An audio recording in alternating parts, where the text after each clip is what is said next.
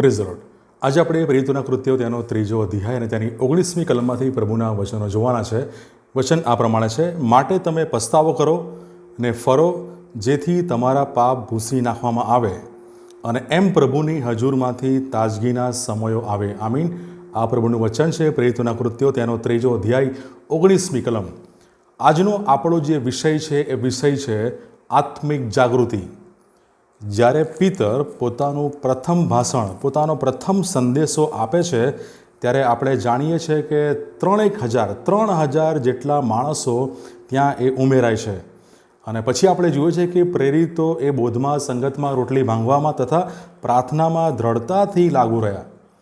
અને આગળ જતાં મંદિરમાં પણ પીતર પોતાનો ફરીથી બીજો એક સંદેશ આપે છે કે જ્યારે એ પગે અપંગ માણસને જ્યારે સાજો કરાય છે, ત્યારે પીતર ફરીથી પ્રેરિતોના કૃત્યો 3જા અધ્યાય એમાં એ પોતાનો ફરીથી એક સંદેશ આપે છે।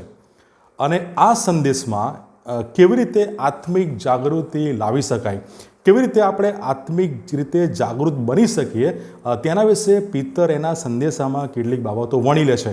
અને આજનો જે શાસ્ત્રપાઠ પ્રેરિતોના કૃત્યો 3જો અધ્યાય 19મી કલમ, એમાંથી આપણે આત્મિક જાગૃતિ વિશે કેટલીક બાબતો જોવા માગીએ છીએ। આત્મિક જાગૃતિ એ કોના માટે છે? આ પ્રશ્ન સૌથી પહેલાં આપણે પૂછવો રહ્યો। કોના માટે છે?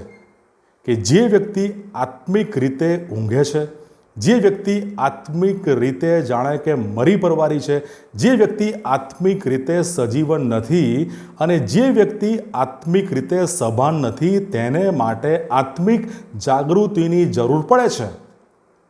હવે જ્યારે આ શબ્દનો અર્થ આપણે સમજ્યા તો આપણે પોતાની વ્યક્તિગત જાતને પૂછવો જોઈએ કે હું ખ્રિસ્તી વ્યક્તિ તરીકે, વિશ્વાસી વ્યક્તિ તરીકે, સેવક તરીકે હું અથવા શું મારે આત્મિક જાગૃતિની જરૂર છે કે નહીં? અને આત્મિક જાગૃતિ માટે સૌથી પહેલી બાબત આપણે એ કબૂલ કરવું રહ્યું કે આપણે એ પાપી છે, અધૂરા છે, નિર્બળ છે અને ઘણી બધી વખતે આપણે ઈશ્વરની આજ્ઞાઓ તોડીએ છીએ, ઉલ્લંઘન કરીએ છીએ।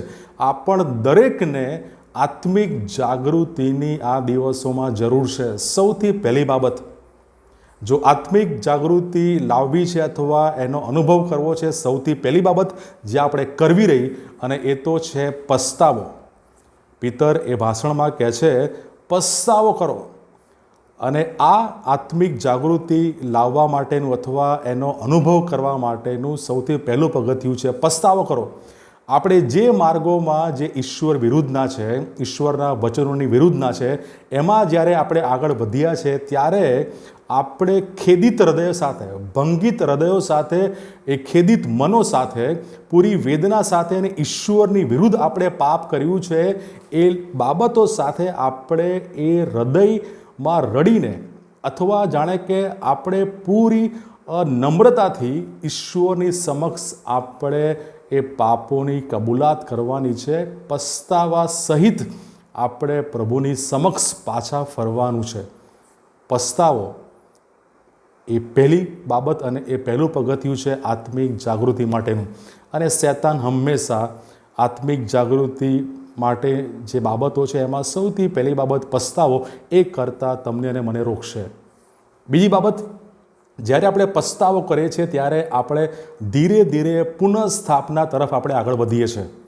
જ્યારે દાઉદ રાજા બેત્સેબાની સાથે જ્યારે એ પાપ કરે છે અને એ ગીતશાસ્ત્ર 51 જ્યારે એ લખે છે અને ગીતશાસ્ત્ર 51માં અધ્યાયની 12મી કલમમાં એ લખે છે, તમારા તારણનો હર્ષ મને પાછો આપો। જે પાપ કરવાથી, જે આજ્ઞા તોડવાથી, ઈશ્વરના નિયમની વિરુદ્ધ જવાથી અને ઈશ્વરની સમક્ષ એ જ્યારે દાઉદ રાજા એ ગીતશાસ્ત્ર 51 લખે છે, સમાની યાચના કરે છે, પ્રાર્થના કરે છે, ત્યારે એ 12મી કલમમાં નોંધે છે, તમારા તારણનો હર્ષ મને પાછો આપો। કેમ? કારણ કે ખૂનના દોષથી હું જાણે કે ખંડિત થયો છું, હું ખૂનના દોષથી હું જાણે કે એમાં હું લાગુ રહ્યો છું। અને એ જ 51 અધ્યાયની 14મી કલમમાં કહે છે, ખૂનના દોષથી મને મુક્ત કરો, મને આઝાદ કરો। જ્યારે આપણે પસ્તાવો કરીએ છીએ ત્યારે ઈશ્વરની સમક્ષ આપણે જ્યારે પુનઃસ્થાપનામાં જોડાય છે, ત્યારે આ દાઉદ ભક્ત જેવી પ્રાર્થના એ આપણે કરવી જોઈએ. અને દાઉદ ભક્ત એ 51મા અધ્યાયમાં એ સ્પષ્ટ કહે છે 14મી કલમમાં, ખૂનના દોષથી મને મુક્ત કરો. આત્મિક જાગૃતિ લાવવા માટે ઈશ્વર સાથેના સંબંધોમાં એ પુનઃસ્થાપના એ બહુ જ જરૂરી અને અગત્યની છે. અને જે તારણનો હર્ષ એ પાપને લીધે એ દાઉદ રાજાએ એ ખોઈ બેઠો હતો, એ પાછો એને પ્રાપ્ત થાય એને માટે દાઉદ રાજા એ પ્રાર્થના કરે છે, વિનંતી કરે છે, તમારા તારણનો હર્ષ મને પાછો આપો. અને આત્મિક જાગૃતિ માટેની ત્રીજી કલમ કે જ્યારે આપણે પસ્તાવો કરીએ છીએ, ઈશ્વર સાથેના સંબંધમાં પુનઃસ્થાપિત થઈએ છીએ, અને ત્યારે જ આપણા આત્મિક જીવનોમાં તાજગી આવે છે. હાલના સમયોમાં પાપ અને પાપની અસરોથી આપણા આત્મિક જીવનો એ શુષ્ક બન્યા છે.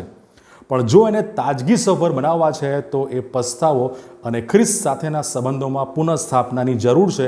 ત્યારે જ એ તાજગીના સમયો આવે. અને ચોથી બાબત, આપણા હૃદયો જે પાપમાં મરેલા છે, જે પાપથી ખંડાયેલા છે, એ હૃદયો, એ જીવનો એ ફરીથી એ સજીવન થાય. ગીતશાસ્ત્ર 85:6 નોંધે છે, શું તમે અમને ફરીથી સજીવન નહીં કરો કે તમારામાં તમારા લોકો હર્ષ પામે? પાપને લીધે આપણે જાણે કે આત્મિક રીતે મરી ગયા છે, જાણે કે આપણે મૃત અવસ્થામાં છે. પણ આત્મિક જાગૃતિ માટે આપણે ઈશ્વરને વિનંતી પ્રાર્થના કરવી પડશે કે પ્રભુ તમે અમને ફરીથી સજીવન કરો, કે જેથી તમારા લોકો એ હર્ષ પામે, ફરીથી એ સજીવન, એ ફરીથી એ પુનરુત્થાન થઈને એ આનંદ અમે ફરીથી પાછો મેળવી શકીએ. અને છેલ્લી બાબત, રીડાયરેક્ટ ટુ સર્વિસ. આપણને જે માટે તેડવામાં આવ્યા છે તે બાબતોમાં, તે કાર્યોમાં, ઈશ્વરની સેવામાં ફરીથી આપણે લાગુ રહેવાનું છે. ધ્યાનભંગ થયા છે, ભટકી ગયા છે, પણ ફરીથી આપણે ઈશ્વરની સેવામાં લાગુ રહેવાનું છે. અને રોમન 12 અને એની પહેલી કલમ કહે છે, તમારા શરીરોનું જીવતું, પવિત્ર તથા ઈશ્વરને પસંદ પડે એવું અર્પણ કરો, એ તમારી બુદ્ધિપૂર્વકની સેવા છે. પાપને લીધે ધ્યાનભંગ થયા છે, ભટકી ગયા છે અને ઈશ્વરની સેવા પડતી મૂકી છે, તો ફરીથી આપણા શરીરોનું, જીવનોનું પવિત્ર અને ઈશ્વરને પસંદ પડે તેવું અર્પણ આપણે કરવાનું છે. ત્યારે એ આત્મિક જાગૃતિ આપણા જીવનોમાં આવે છે, ત્યારે એનો અનુભવ આપણે કરી શકીએ છીએ. પ્રભુ આ વચનો શીખવા, સમજવા આપણા દરેકની સહાય અને મદદ કરે. God bless you.